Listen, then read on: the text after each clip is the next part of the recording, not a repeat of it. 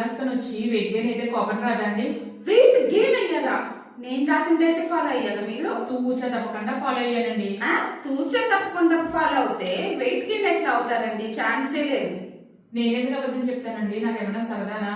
అయినా రోజు గంటలో వంట చేసి పక్కన పడేసేదాన్ని. మీ డైట్ పుణ్యమా అని రోజులో సగం టైం వంటకే సరిపోయేది.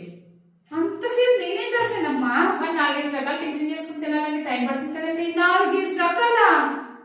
నేను అలా ఏం రాయలేదు తల్లి.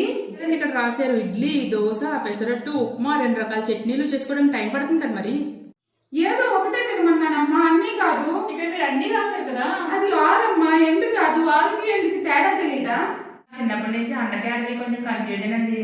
అర్థం అవ్వకపోతే అడగాలి కదమ్మా. అడిగితే అలసి అయిపోతాను అనుకున్నానండి. ఇప్పుడు బలిసిపోయావుగా.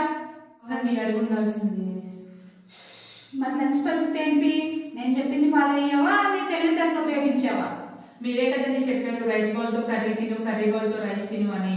నేను తీసుకొచ్చాను కూడా చూడండి. నేను దీంతో అన్నం వండుతానండి, దీంతో కర్రీ తిన్నాను, దీంతో కూర వండుతానండి, దీంతో అన్నం తిన్నాను.